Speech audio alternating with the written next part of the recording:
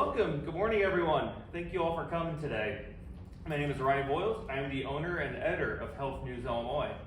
We have a wonderful panel with us this morning to help us dive into it, just make sense of vaccine policy and where things are headed on the vaccination effort. There we go. Oh, hold on, this one's hot mic. Thank you, thanks our team speakers for sharing some of their valuable time with us this morning. I'm thrilled to introduce Dr. Arti, the Chief Medical Officer for the Illinois Department of Public Health, Jennie, the CEO of the Illinois chapter of the American Academy of Pediatrics, Okwu, the Executive Director of EverThrive Illinois, and Jeffery Erdman, the Deputy Executive Director of the Illinois Public Health Association. Before we get started, I want to thank our generous sponsors of the Health News Illinois event series. These important discussions would not be possible without their support. So a huge thank you today to the Illinois Health and Hospital Association, the Illinois Primary Healthcare Association, Novo Nordisk, and Springfield Clinic. Health News Illinois is an online, nonpartisan news service. In addition to hosting events like this, we also post a daily email newsletter. If you're not a subscriber, I encourage you to sign up for a free trial. You can do so on our website at healthnewsillinois.com. Without further ado, let's jump right to the discussion. And Arti, as I was just telling you, you are in the hot seat today, so I'll start off with you today.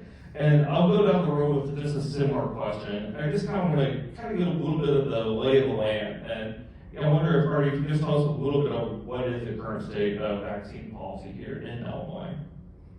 Well, so as I'm sure everyone is aware, Illinois is very very interested in making sure we have an all-of-government approach to addressing any vaccine challenges. So some of you may be aware that Governor Pritzker issued the executive order in September to really make sure that every state agency that has a service population that is impacted by vaccine access has the ability to come together, weigh in, and so we now have a statewide vaccine initiative with our sister state agencies. So it's not just the Department of Public Health, and what we did was, of course, issue guidance, have our Illinois Immunization Advisory Committee meet and come up with recommendations for what Illinoisans really need. As far as the vaccinations, we issued the standing order when we realized that there were some challenges with how providers and the community was interpreting federal guidance. We are working with the Department of Insurance, we're working with our Medicaid agency, HFS. So in general, as I said, and of course our early childhood education, IDEC. So we really want to make sure that in Illinois we have an all-of-government approach towards vaccine access. Thank you so much. Jennie, just kind of from your perspective, just how do you see the state of vaccine policy here? As Dr. Barnes alluded, the issuing of the executive order has certainly moved the state very far ahead in securing access to vaccinations for all age groups here in Illinois. Certainly, vaccines and infectious disease don't know borders, so continue to follow what's going on across the country in terms of that. We know a number of states have done similar things to be able to protect access to vaccinations. But certainly it still relies on a lot of communication, a lot of one-on-one conversations, a lot of making sure that we're giving out really great information and reminding people that the vast majority of people really do want vaccinations. We still, although not as high as we'd like it to be, certainly is still a very high percentage of people that do get vaccinations. So I think it's important to remember that the vast majority of people really do want this access. Definitely. Chi, I want to go over to you on this. Just kind of, where do you see things at right now in Illinois and the communities you serve as far as vaccine policy and uptake? Yeah, I think it's complicated because there's a lot of misinformation around vaccines, and because a lot of people they hear what's going on in the country, they hear that messaging first, and so we're really trying to, as EverThrive, really cut through all that noise, which has just gotten harder and harder to do because, you know, not only is there's always been distrust in the communities that we serve, and but we're really trying to, you know, like Jennie was saying, really trying to get in with our community on a one-on-one basis, have these conversations, and really make sure that we can answer their questions. And that's, you know, that's a hard process. You know, it takes a lot of manpower, it takes a lot of effort to be able to do that. But that's the work that we are doing because we see in, you know, communities with historical low vaccination rates, with high vulnerability rates, you know, that's what's really needed in this time. So it's complicated because of what people are hearing, but we're really trying to, you know, cut through that noise. Definitely. And then Jeffrey, last, certainly not least, I want to ask you about that. Just kind of, where do you see things standing right now in Illinois when it comes to vaccines? I would agree with Chi-Chi. I think there's a lot of distrust right now. There's also a lot of confusion that our clients have. I think they don't know who to trust. They're hearing so much noise from the federal government. They're hearing from vaccine skeptics. I think they just don't know what to think right now.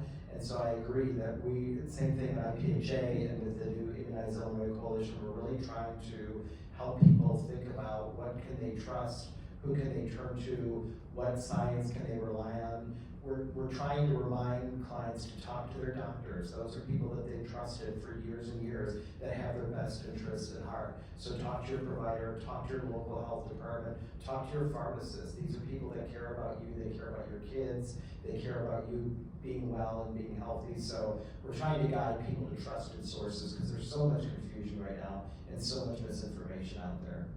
Absolutely. And Jeffrey, I want to stay with you on that, just kind of as we talk about some of the confusion. You know, obviously there's been a lot of upheaval the last couple months at the federal level as far as not only vaccine policy, but just, you know, vaccine information coming out of HHS. I'm just curious as kind of what effect have you seen so far, not only with federal policy, but with the general rhetoric. How much effect have you seen that on the work being done here in Illinois from you and IPHA members? Yeah, we've seen, I think, clients really distrustful of science in general. There's this, and I was telling someone earlier, there's really an anti-government sort of movement out there. There's kind of this sweeping populism that we see in our country today. Very anti-science, very anti-establishment, very anti-government. Folks don't trust institutions, they don't trust science. We see a lot of that online. We do a lot of social media work at IPHA. We see a lot of folks with a lot of anger, a lot of distrust of the government. Again, we're trying to remind them to talk to their providers, talk to the people that they know, that they trust, that have cared for them for years, that only want their best interests at heart. So I think a lot of what we need to do is really have those one-on-one conversations with clients. Also, have listening sessions with our clients to find out what are your questions about vaccines. Not everybody is anti-vax. Some of them have legitimate concerns and questions, and we need to be able to say, okay, what are your questions? Let us help you think through those. Let's sit and have a conversation. Let's have listening sessions with our clients because there is so much distrust and there is a lot of anti-science and anti-establishment. So we're trying to listen better. We're trying to kind of break down some of the rhetoric that's out there. We also, I think, have to admit that part of this is on us as public health to really do a better job communicating with the public. During COVID, we weren't always the best in communicating what was going on. We didn't tell people that science evolves. That we thought at the beginning that we were the experts in COVID, and we really weren't because this was a new virus that we didn't know well, and it was an evolving virus, and we learned as we were going. And I don't think we did a great job communicating that to our audiences, that science is ever changing, and that we're doing the best we can right now, but we don't have all the answers. So people got confused during COVID, and I think we need to do a better job of communicating that to clients, that we're there, we're helping them understand things, but science is ever evolving, and we're going to kind of walk them through that process. Definitely. Chi-Chi, I want to go to you on that, just kind of, as we've seen the different changes over at the federal level, just kind of how has that affected some of the work that EverThrive has done? Just kind of how has that changed maybe what you've been hearing from the communities that you serve? Yeah, again, they're hearing stuff from the federal government that's confusing, not true, it's a hot mess on that front, to say the least. But, we're seeing that people are, number one, there's a lot of misinformation again, and people are, they don't have a fundamental understanding of how vaccines work. And that's one thing that we've really been trying to explain to people, do that through our, we also have several campaigns that we launched through the year, flu, COVID, and National Immunization Week, where it really, we just try to present it in clear, plain language.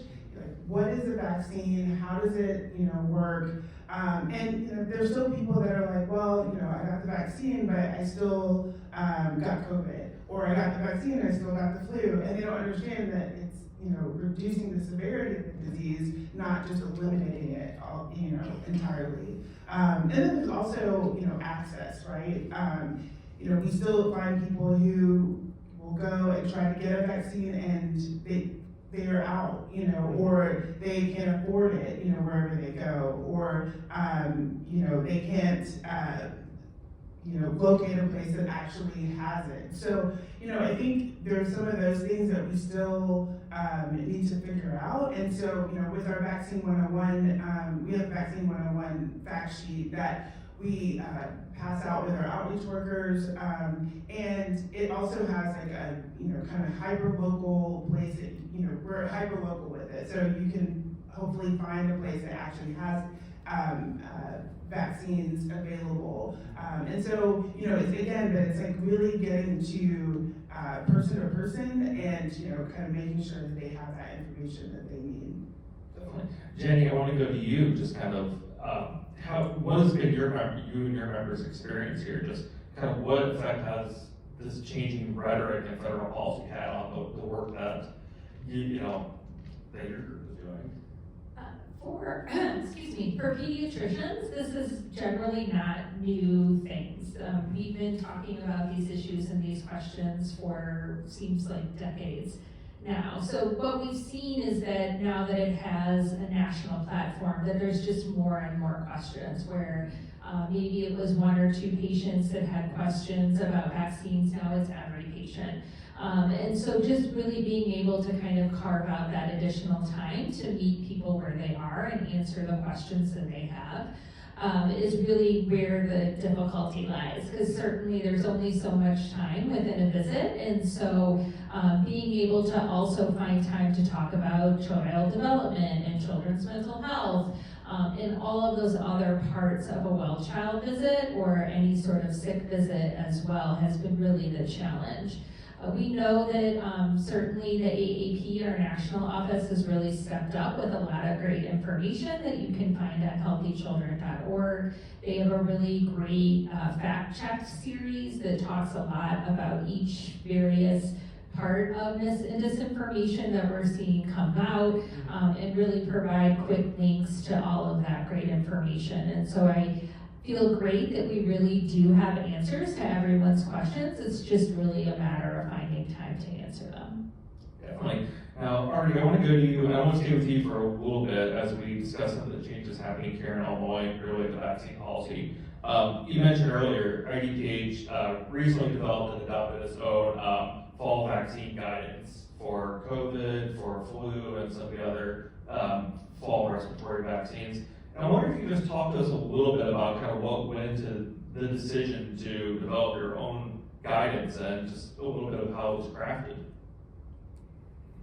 Yes, definitely. And what people may be aware of is that there was a lot of tension between different kinds of various federal guidances from professional societies, from the FDA, which said people, for example, only with risk factors should get a COVID vaccine, and then when the ACIP, which is CDC's advisory body, put out their guidance, it differed from the FDA. So we knew there'd be challenges, both from the standpoint of whether providers felt comfortable going with off-label use of an FDA product, going with ACIP recommendations, whether they would really stick to professional societies like AAP, who had a very distinct point of view as far as children getting vaccinated, and so there was really a need to simplify and consolidate all this information for the people of Illinois. And so what we decided to do was really galvanize our Illinois Immunization Advisory Committee. So we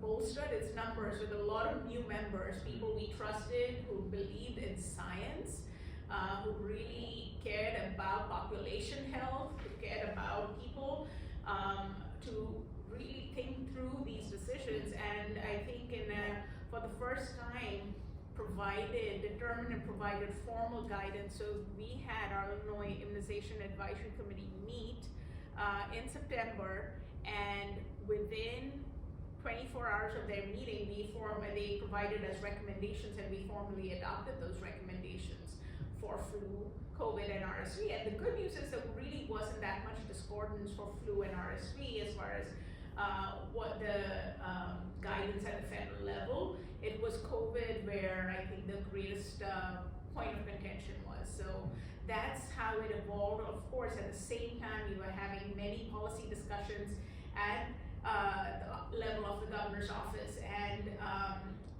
the executive order really gave us the boost and the authority needed to be able to implement implement our guidance and have given some credibility.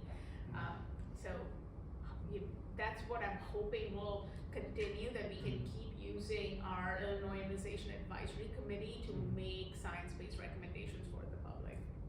Right. And just curious, can you just tell us a little, you obviously said you added more members, you want to add more credibility. Can you just tell us where you see that work going forward, especially as we see changes with the federal vaccine committee and some of the potential recommendations coming out of that?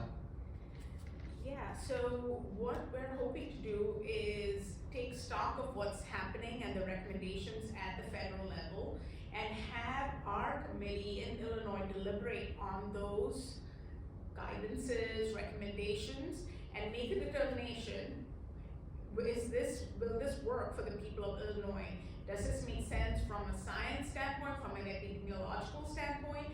And so often we might decide to hold a meeting right after, say, the ACIP meets, or after we hear about another major federal decision, or let's say if there's a professional society that comes out in favor of a specific recommendation. So as some of you may know, ACIP has an intention of meeting later on in the winter, and so whether the Illinois Immunization Advisory Committee decides to meet and when will really hinge on the need to react and respond to what's happening at the federal level. Wonderful. And just one more for you, Arti, and then I'll be sure to pass down, give everyone else a chance. But just kind of what has been the feedback so far? What has IDPH been hearing as far as this state-based guidance and, what it's meant? We were worried that there would also be a lot of hesitation with this move that we made, but we've been actually experiencing a lot of gratitude. I've had a pregnant mom call us to say, I'm trying to get my COVID vaccine, and she was so grateful that we were able to talk to her and say, thank you for recognizing my risk. Thank you for appreciating that there are lots of people like me who need that support. So I've been moved by the amount of support we've received. So just to go to the previous point, that there are people who do want the vaccine, and maybe the people who don't feel as threatened by our recommendations, which is also, I think, a positive thing. Wonderful, great. Jennie, I want to go to you and just kind of, what are your thoughts on this state-led efforts around vaccine policy? And how, if at all, is this affecting work that your members are doing? Yeah, we were very grateful that our state could step up and provide that guidance. There are vaccine policy and issues are very complicated. And so we really are happy that the state was able to step up and make our members feel comfortable in being able to provide those vaccines off-label as well. So especially with COVID and flu vaccine, we know that many people are accessing those through pharmacy settings as well, and making sure that that work kept that running and open as well, so that children and pregnant women and all of those groups would be able to continue to access those life-saving vaccines, as well as just really putting in place the recommendations from our national AAP, who's been making vaccine recommendations since the 30s and has a very robust process about how they do that.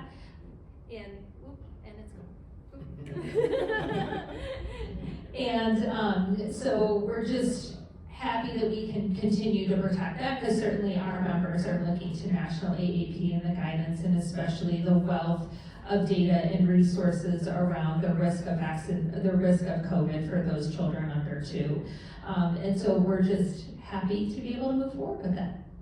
Great.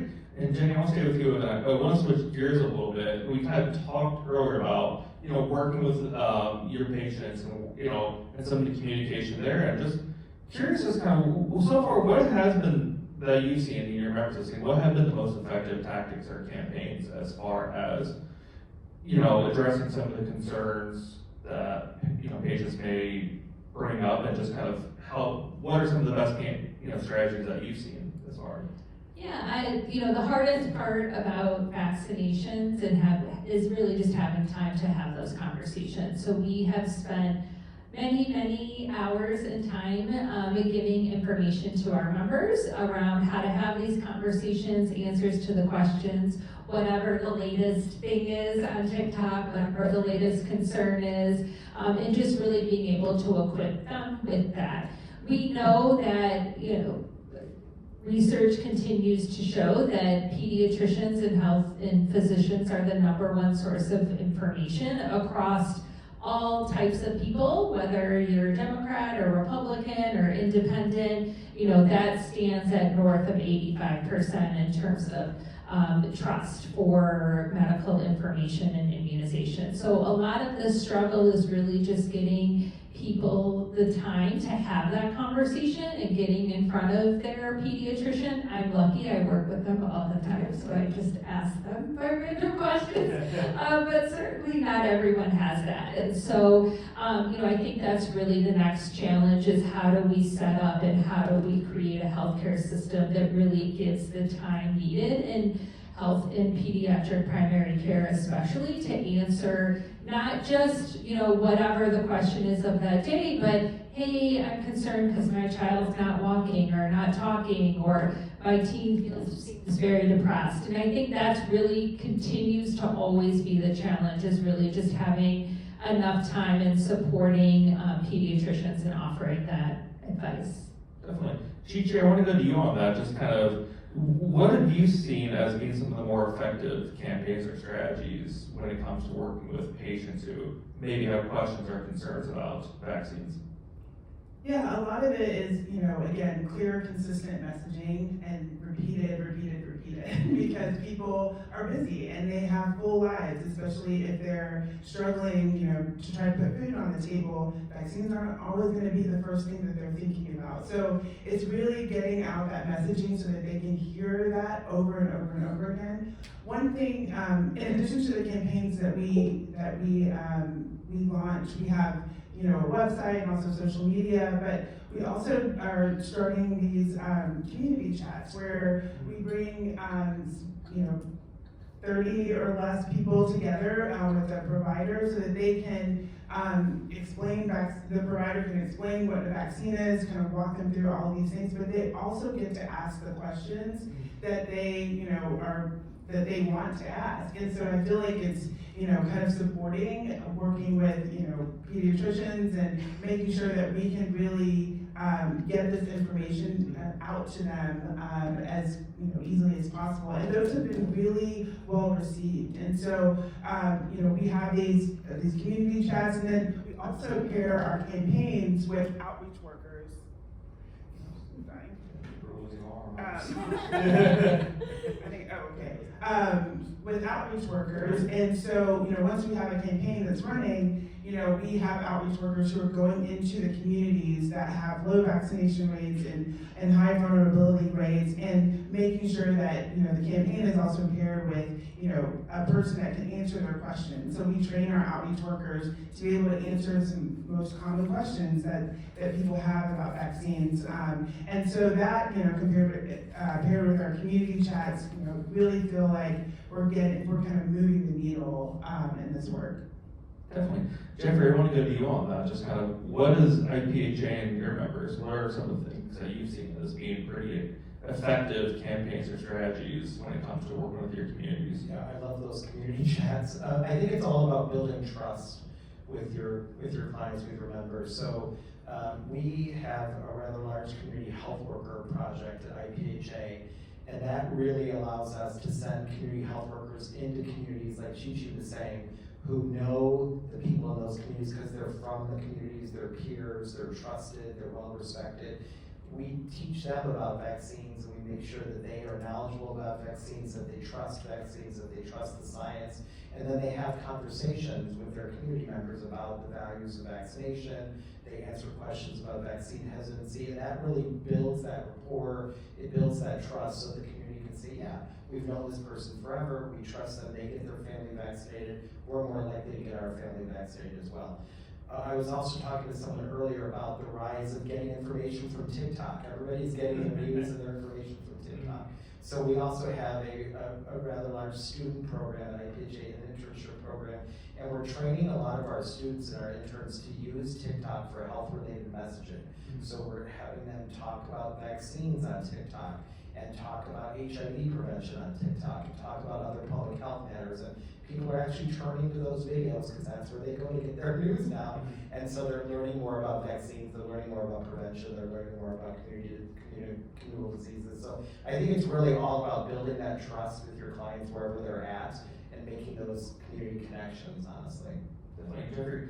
Kind of a side question here, just what does TikTok training look like? As someone who's kind of too old now for TikTok. So we actually got a grant from IDPH many years ago to do social media public health messaging. So we teach health departments, we teach community-based organizations how to use Facebook, how to use TikTok, how to use Snapchat, how to use all the channels that young people are using to affect health communication messages in the right way. So it's all about showing them how to use these different devices and really kind of making inroads with the community, because this is where people are turning these days to get their information. So we figure we might as well use the same channels that people are using for their news and for other things to reach them with health-related messaging. So it's very impactful, it's very powerful.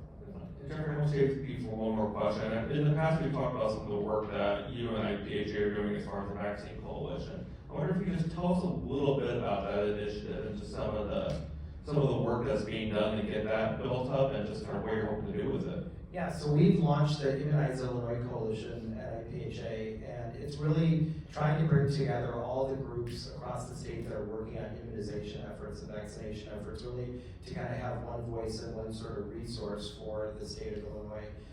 We're building out the coalition as we speak. We're working on bylaws, we're working on a governance structure, but in the meantime, we're hosting a series of webinars. We did a webinar just recently on what's the science behind mRNA vaccines, because there's so much confusion about mRNA vaccines, and are mRNA vaccines putting chips into people's bodies, and all kinds of myths that are out there. So we did a webinar on the science behind mRNA vaccines. We also did a webinar around how do you communicate to clients about vaccine and about vaccine confidence, about vaccine messaging. So we're doing a lot of webinars, we're going to be putting out a newsletter. We're really trying to build kind of some groundwork and groundswelling around the coalition that we hope to officially launch early next year and bring all the groups together in the state that are doing vaccination work. Really just to have a voice right now, because there's so much misinformation. We want to have one kind of central place where there's good scientific evidence-based information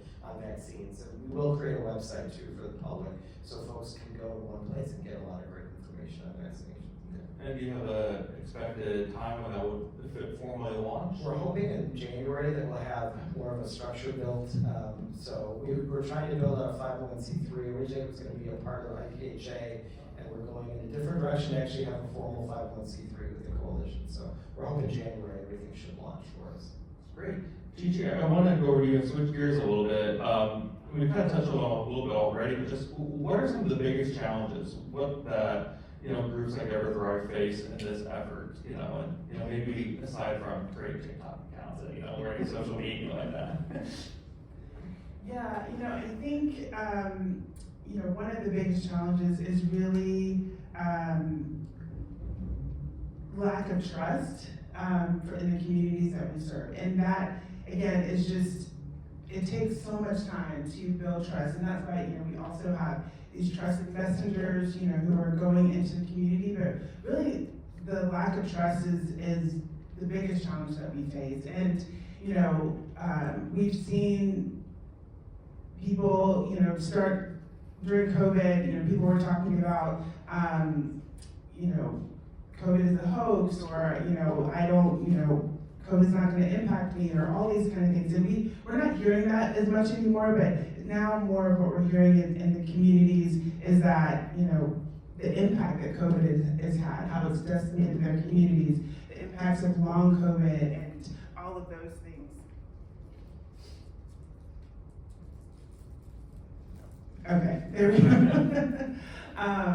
But so now it's really, again, meeting people where they are and answering the questions that, and again, we don't know a lot about long COVID. We're still, figuring out all those impacts, but, we're trying to meet people where they are and answer the questions that they have, because I think there's still, again, just the lack of fundamental understanding about how vaccines work. And so until we can meet them and, talk to them one-on-one, have trusted messengers in their communities that are talking to them and answering their questions, and meeting them where they are, I don't think we're gonna get past this lack of trust that we're just seeing in different communities. And it's layered, right? There's the traumatic, impacts of, things like Tuskegee and all those things, but then there's also the current, trauma that they're also dealing with. And again, there's so many things that people are dealing with, especially these days, and so,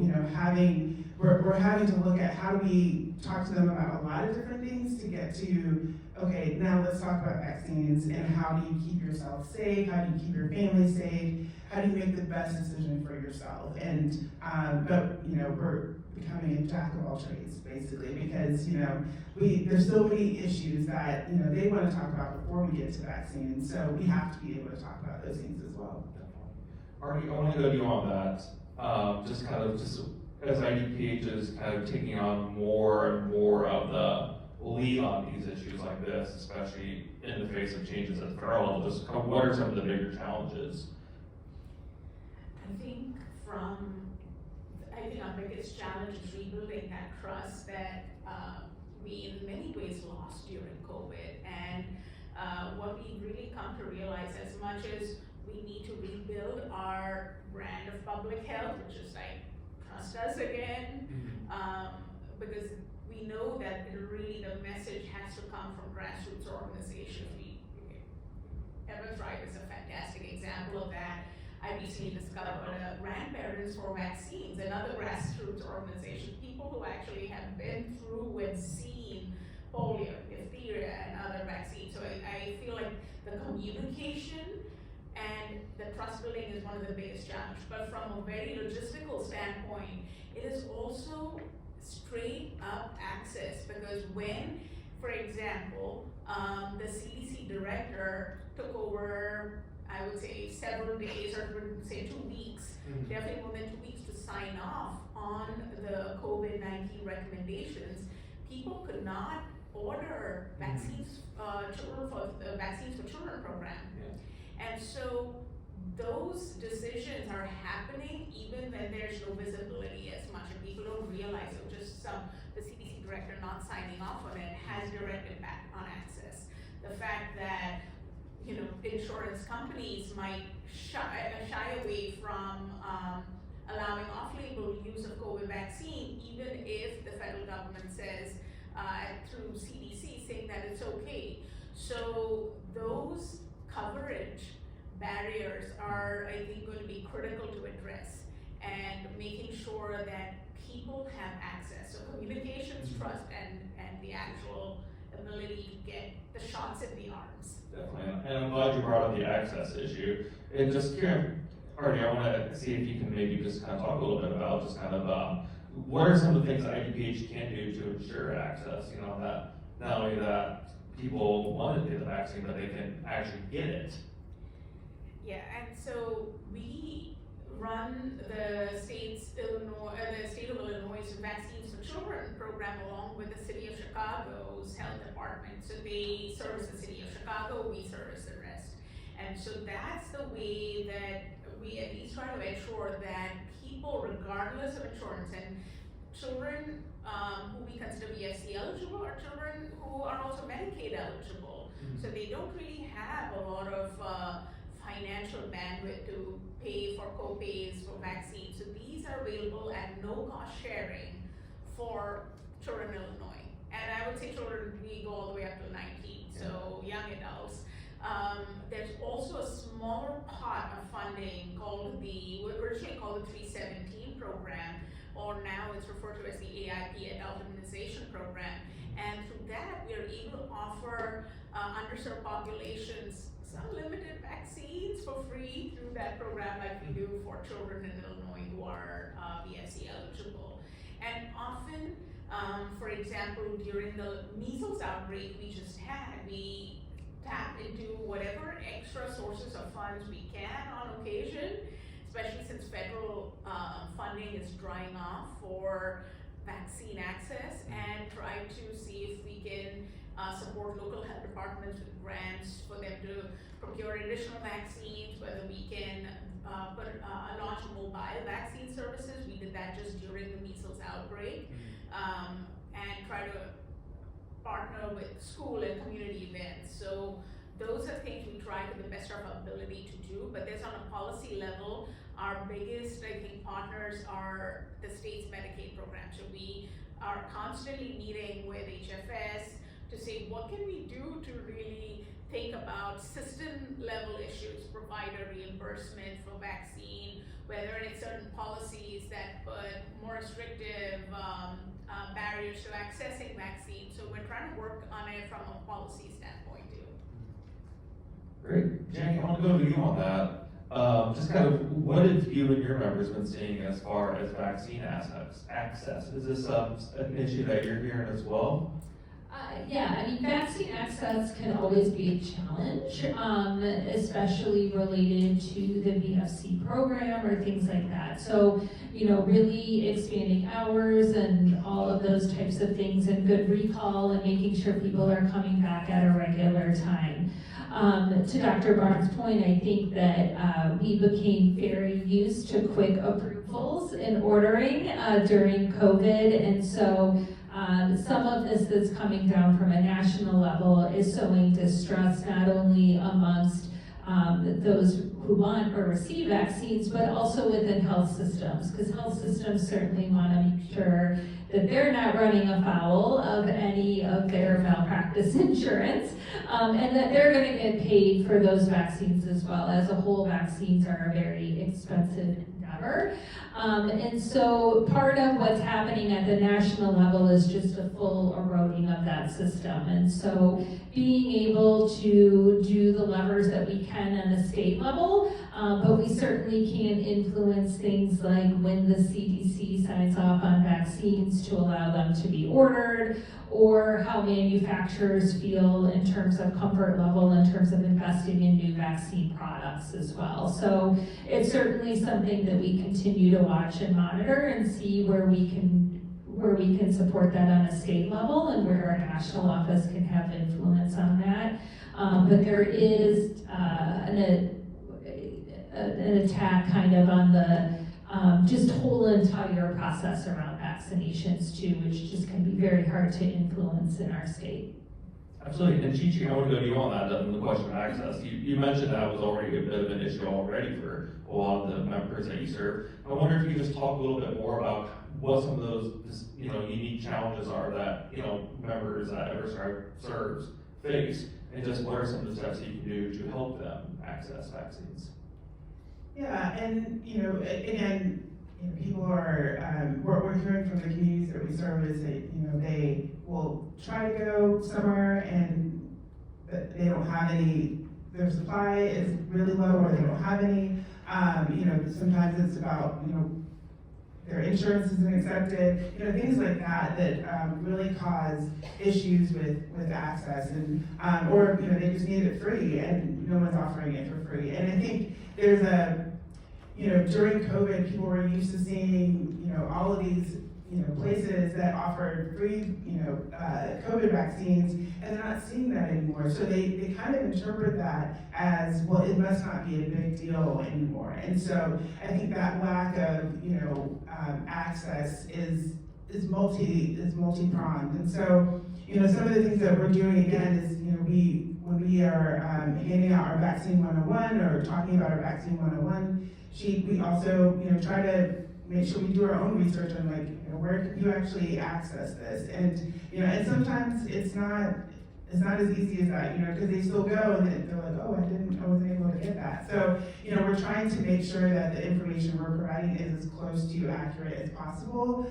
But we also know that as a state, and we're so grateful for what the state has done already in providing this guidance. That is huge. We've used that for our campaigns now.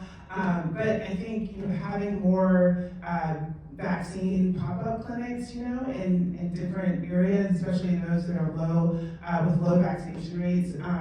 We really need to, we're hoping that the state can really coordinate that. And I know it's harder, it's getting harder and harder because of, everyone's struggling with access, but I think if we can target those communities, and, we can also help promote that too, but, helping to make sure that, people can actually get access to the vaccines, because it's just tough right now, and that's what we're hearing from a lot of the communities that we serve. Definitely, and Jeffery, I want to go to you on that, just kind of this, kind of the access challenge that maybe some of your members are facing, maybe especially in some of the rural communities that your members serve, or even if, some of the urban centers, maybe they have the same issues. Yeah, I think Jennie mentioned a really great point, which is vaccination is an expensive endeavor.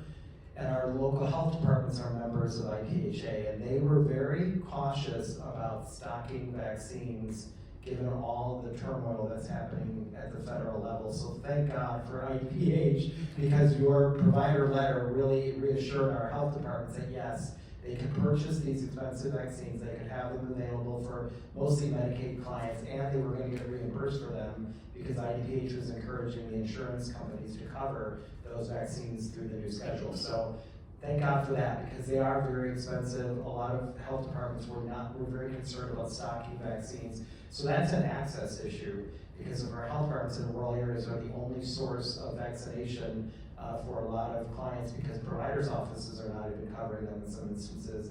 We've got to make sure that our health departments have them and that our pharmacies have them. So access is an important issue. Another thing that we're doing at IPHA is we have a billing project where we train local health departments and community-based organizations how to bill insurance and how to bill third-party payers for things like vaccines and preventive services and other healthcare services. So that's been an important project for ours right now, really encouraging health departments and CBOs to learn how to bill so that they can get reimbursed for those vaccines, because they are expensive. We're also showing them how to set their fees to the right level so they're getting enough reimbursement to cover not only the vaccine, but the administration of that vaccine. So we're trying to build those resources, because vaccination can be an expensive endeavor, for sure.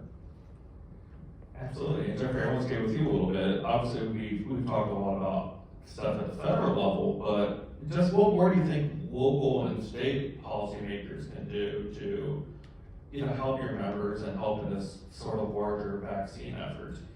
Yeah, but I think vaccine access is always going to be an issue, so the more that we can create, like she said, pop-up clinics and other areas to vaccinate clients, mobile vans, I think, are a great opportunity to do work in communities. So if we can get mobile vans to carry vaccines and do vaccination efforts that way, that also gives us extra access.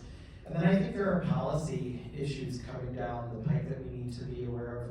I've seen in most states, religious exemptions to vaccines are really creeping up. We're seeing that really out west, and I think that's headed our way in Illinois, that there are going to be more and more requests for religious exemptions for vaccines. So we've got to keep our eye on that. At the federal level, the ACIP is now looking at the Hep B vaccine and delaying the birth dose for the Hep B vaccine. So I think that's going to probably get to the committee at some point. Our Illinois committee is going to have to examine, are we going to allow the Hep B birth dose to stay on the schedule? And then I'm also hearing nationally, and this will probably affect us in Illinois, that the feds might mess with the vaccine compensation program. They may tie autism and other issues to the vaccine compensation program. If that happens, folks are going to be requesting compensation for all kinds of vaccine-related injuries and concerns and challenges. And that's probably a policy issue that we'll have to address in Illinois legislature as well. So I think there's a lot coming down the pipe that we have to be aware of. So again, thankfully we have a strong investment from IDPH. We have an advisory committee here internally that's really great. So I'm hopeful about those things that are going to be happening. Definitely. Gigi, I want to go to you on that. Just kind of, what are some of the things that local and state policymakers can do to, help EverThrive and other community organizations like that with some of this vaccine effort? Yeah, I mean, I would echo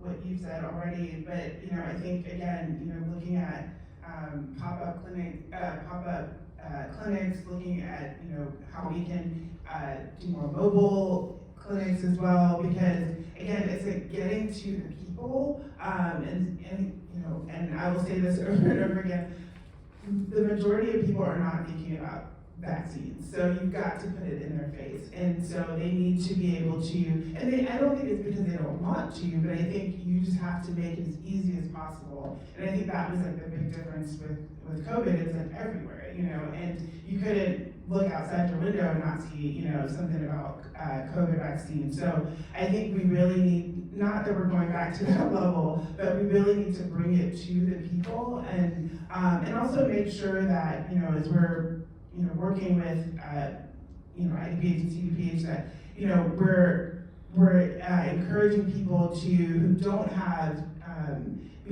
insurance, or who are underinsured or uninsured, that, we're pointing them to the right direction where they can get, actually get a vaccine if they want to. But I think that's, a big way that policymakers can really support the work that we're doing.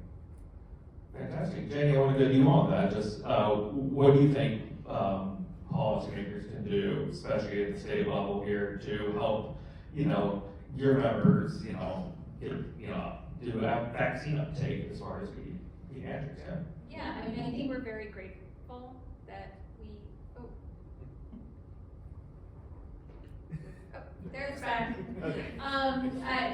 We're really grateful that we have that infrastructure in place through IDPH and the state agencies really working together.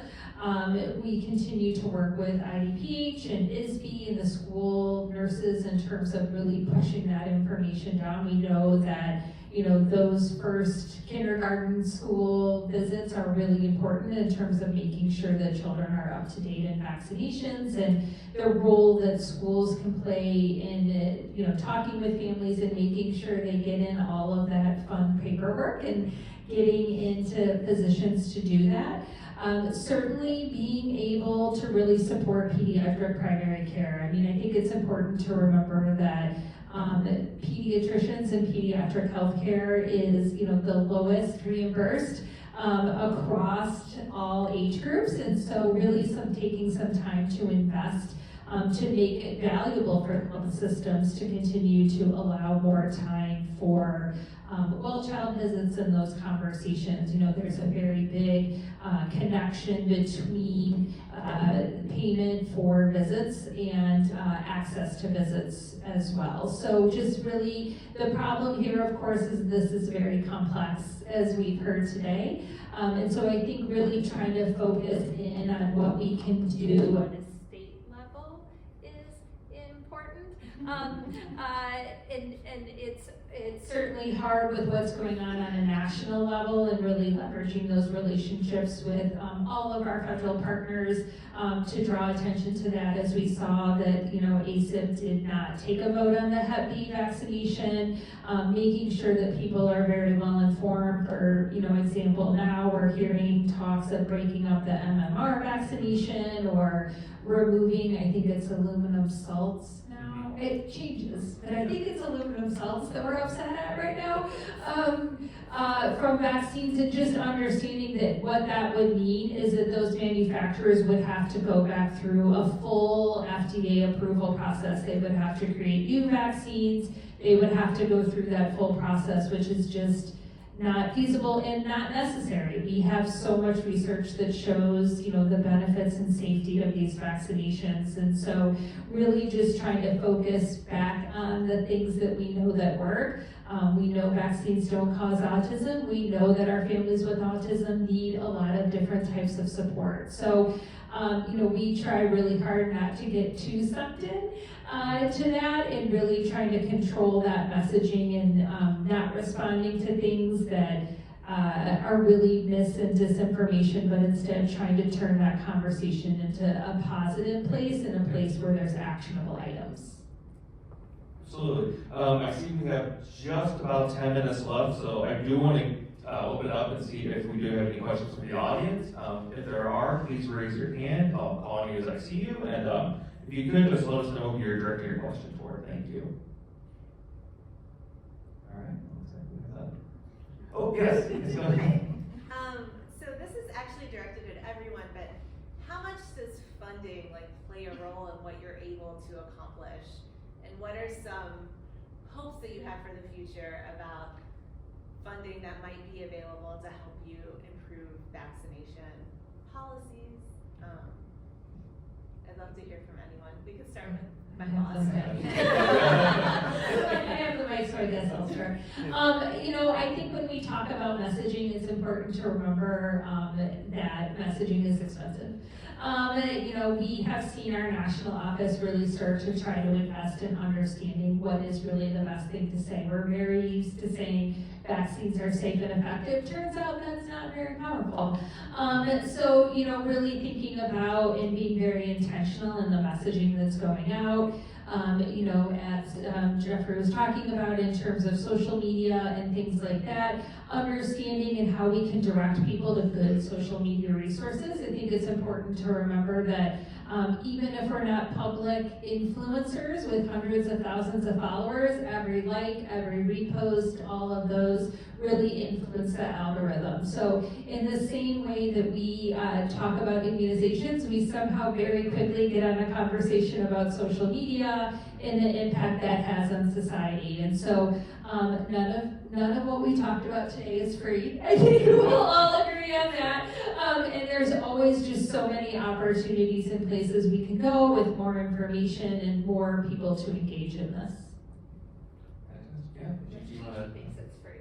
Oh, no, I was just gonna say, when it comes to funding, we've had challenges because a lot of our partnerships have been with IDPH and CDPH, and we've worked really closely with them, but they're also facing funding cuts right now. So that affects our funding too. And so now we're really trying to go more towards foundations and corporations to see, they would support this work. And I think they're starting to see the importance of it now. It's been slow, and some people are like, well, is this really a big deal? I'm like, yeah, it is. And now they're like, oh, okay. So, I think that's reality. We've had really strong partnerships for a long time, and I know you have too. And so, but now with that, that funding, those funding cuts, it's just getting harder. And so, but we're seeing a little bit of support coming from the public sector and foundations and corporations.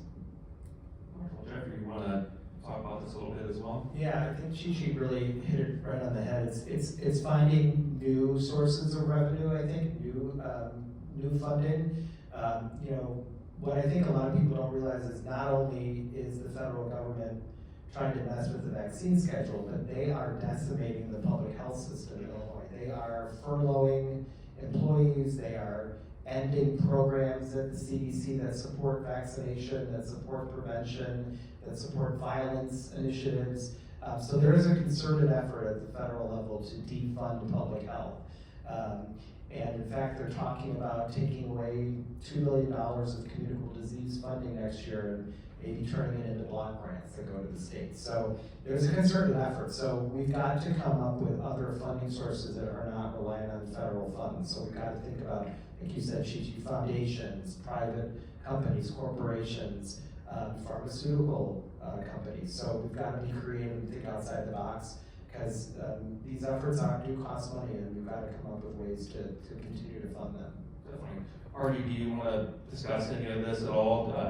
And obviously, especially as IDPH takes on more of a lead role in a lot of this. Sure, very briefly, because I know there are more questions here. So we are experiencing that classic boom or bust funding, and we're in bust right now. And so the key important thing is our funding comes from government, from taxpayers. The voice of the taxpayers in what gets prioritized for funding needs to be heard. And what people don't understand is vaccines, even if you're a fiscal conservative, is one of the highest, what we refer to as return on investments within any public health. I mean, you're talking about it, for every $1 you spend on vaccines, you're getting a return on investment of $14, $15, $17.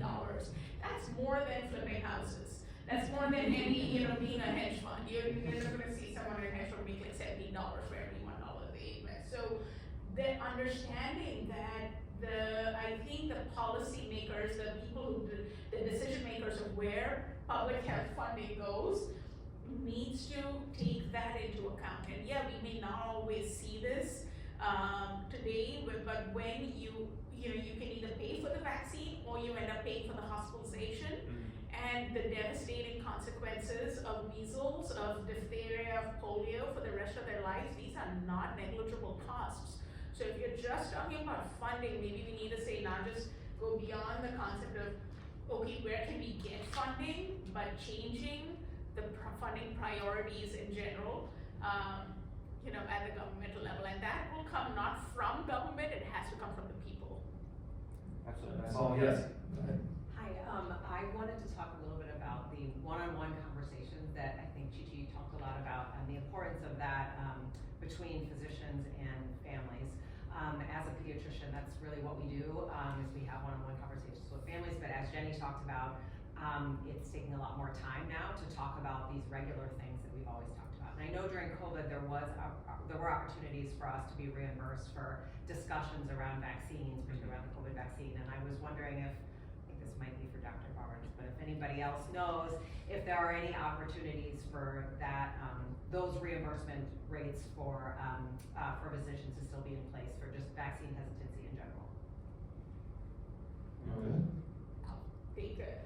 I think what our role is within that conversation is to basically have those conversations with the payers, which is Medicaid as well, which of course the largest payer for our children in Illinois, as well as our Department of Insurance. So believe me, those conversations are happening. I cannot speak to what those outcomes will be, but those conversations are actively happening. And we've been trying to drive those with data, like how did the change or increases in just administration fee impact access? How did, can we think about interesting billing codes for just vaccine counseling? Does it have to be a physician, maybe a nurse counseling codes? I do believe there are some nurse counseling codes even that could be used for vaccines. So provider education, that the part that Jeff is working on will be key to that. Like what are some unique ways to tap into reimbursement? That may not always go to the physicians, but at least it'll go to the health system.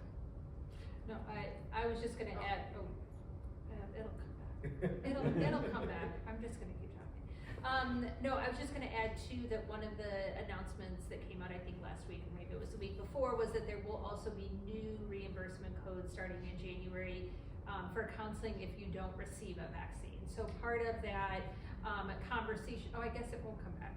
I'm done. So part of that too is that many of those conversations take place over multiple visits. So being able to continue to have that time to bring it up over and over and over again is also super important. So we were happy to see that announcement come out. I don't know. It's last week, maybe the week before. I don't know when. What is time? Someone's time at some point previous to this conversation. And so those types of things are ways that we can really make sure that those well-child visits are getting, that people are getting paid for appropriately for that time within a well-child visit. Pediatricians are jacks of all trades. They're seeing all types of things within their office. So, you know, we want to, now that we know that vaccines are really taking up a lot of this time where they used to be able to dedicate to, let me help you find, sign up for WIC, let me help you get into Head Start, let me help you find, connect to a housing program.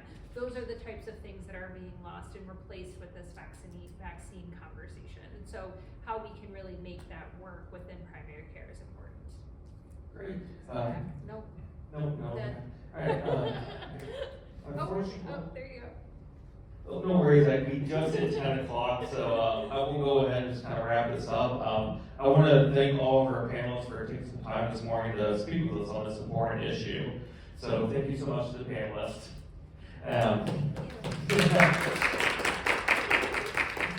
We'll be back here on December 3rd for our final in-person event of the year. More details, including the topic, will be announced soon. So keep your eyes on healthnewsillinois.com and our social media to learn more. With that, thanks again, everyone, for coming out this morning, and have a great rest of your